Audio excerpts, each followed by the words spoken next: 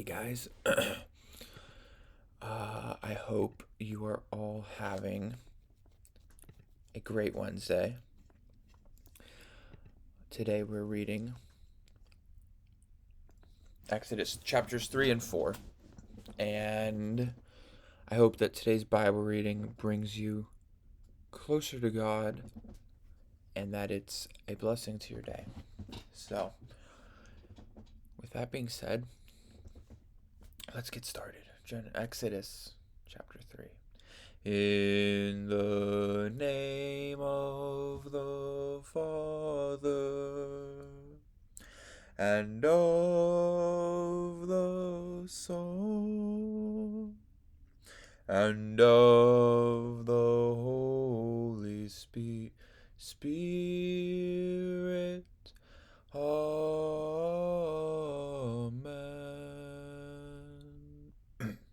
Exodus chapter 3.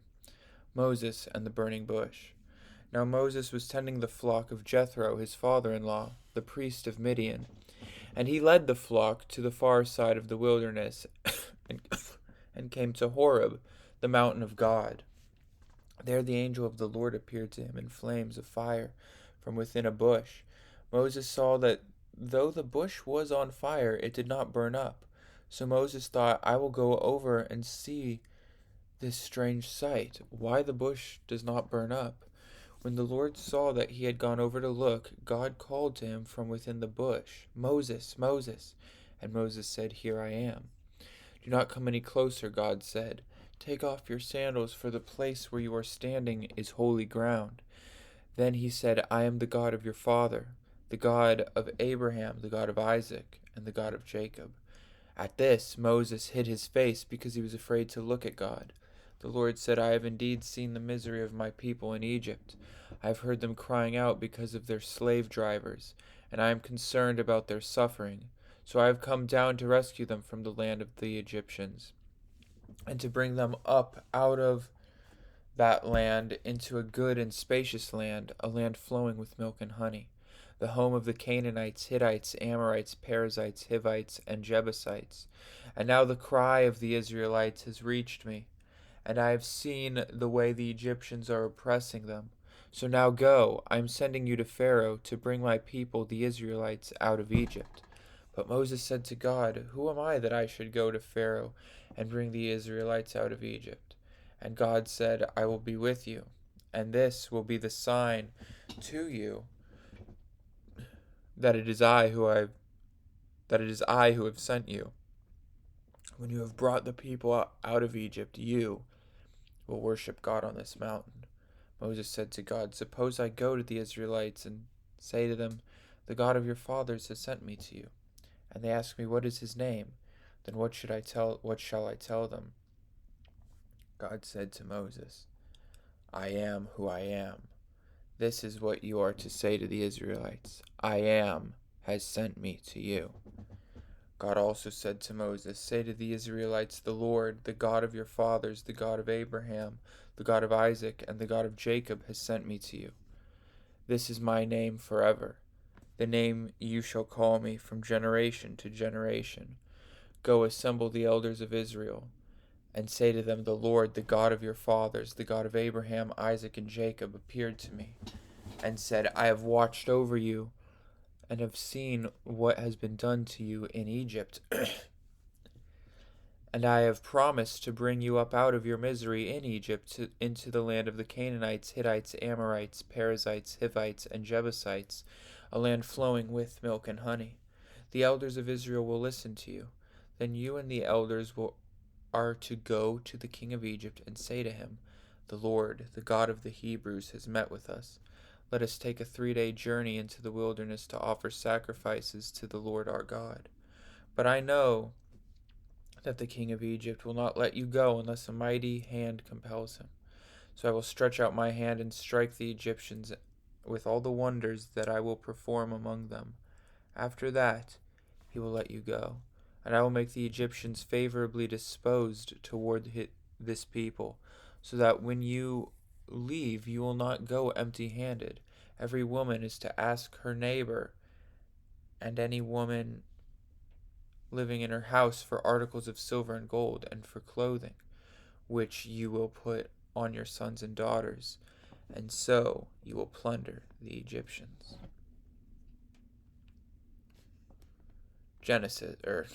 Exodus chapter 4. Signs for Moses. Moses answered, "What if they do not believe me or listen to me and say, 'The Lord did not appear to you'?" Then the Lord said to him, "What is that in your hand?" "A staff," he replied. The Lord said, "Throw it on the ground." Moses threw it on the ground, and it became a snake, and he ran from it. Then the Lord said to him, "Reach out your hand and take it by the tail." So Moses reached out and took hold of the snake, and it turned back into a staff in his hand. "This," said the Lord, "is so they may believe that the Lord, the God of their fathers, the God of Abraham, the God of Isaac, and the God of Jacob, has appeared to you." The Lord said, "Put your hand inside your cloak."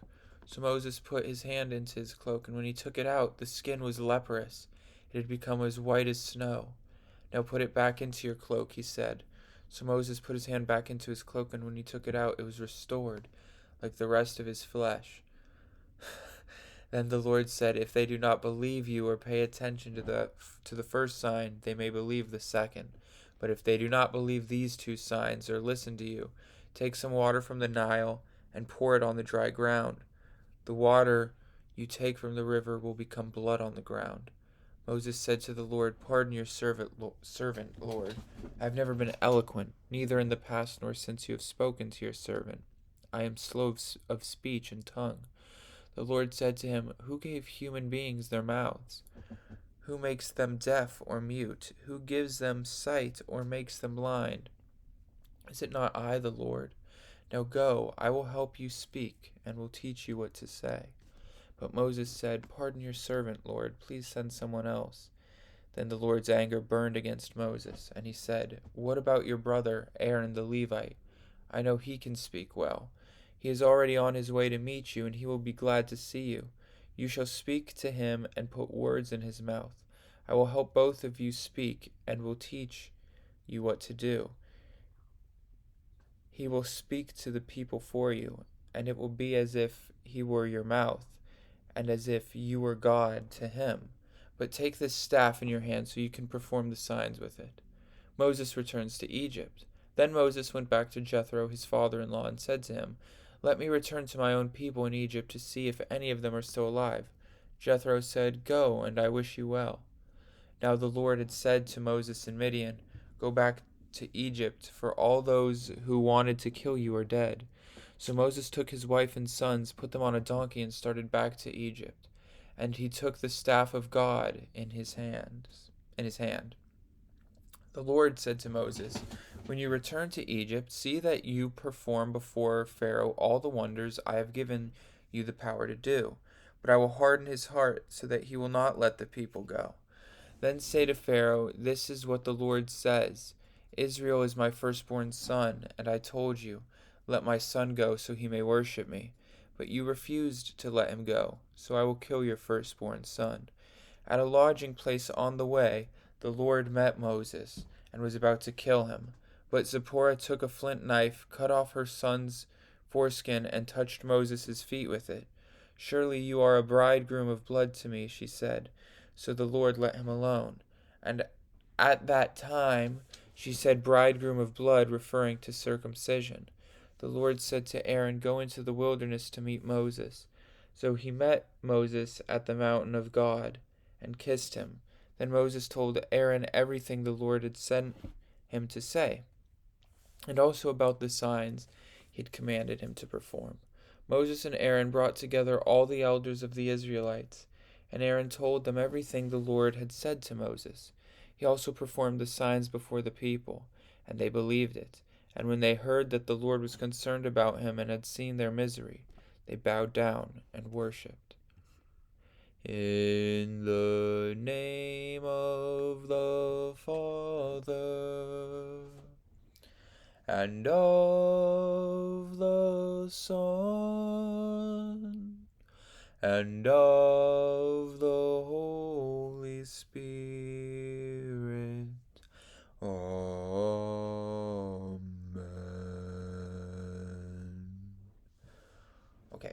So there's a few things here working backwards. I had looked into this. At a lodging place on the way, the Lord met Moses and was about to kill him. I think it was because he didn't circumcise um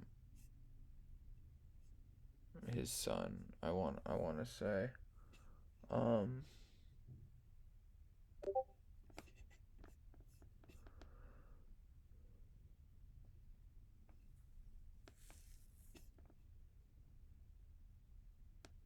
um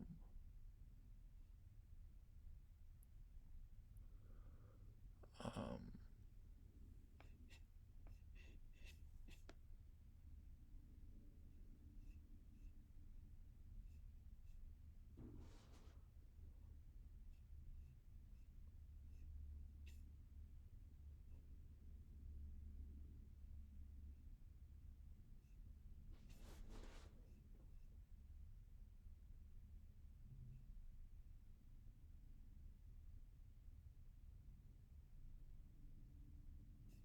wait, where are they?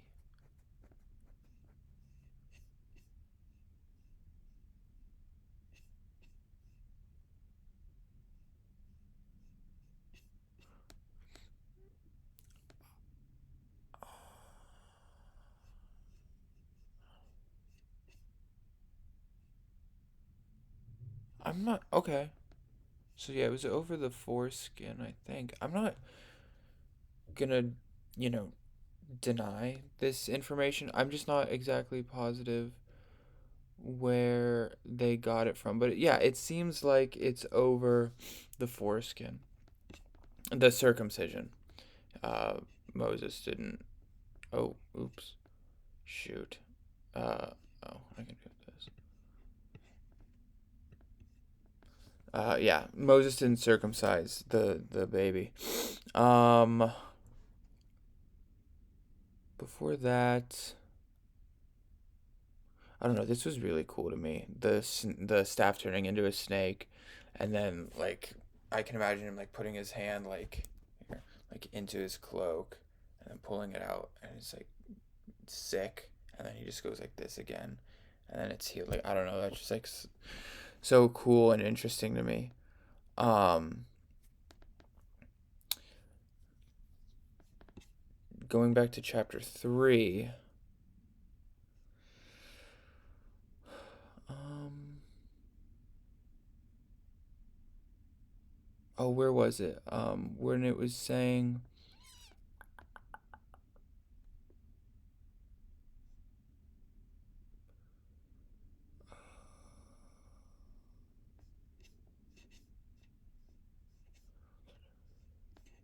where God said, "I will harden his heart."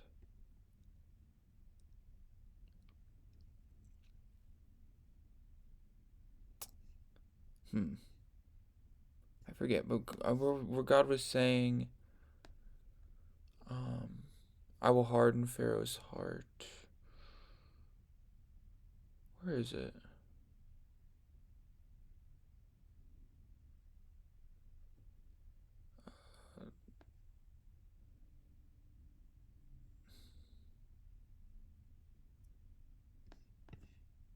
I will harden his heart, and so that he will not let his people go. I'm pretty sure this was, um, I want to say, so that God could show all the wonders, and as also a punishment for having enslaved the Israelites. Um, yeah, and this is also a pretty cool thing about this website is it translates like word for word from the Hebrew, um, or whatever language. If it's coming from the Greek or something else, it translates it. This website's called Bible Hub. It's a very good website, but yeah, um, yeah. I hope you all have a really great day. I hope this, again, Bible reading was a blessing to you and brought you closer to Christ. I love you, and God loves you infinitely more. Say a prayer to Him today. He loves you and he wants to hear from you. All right. God bless.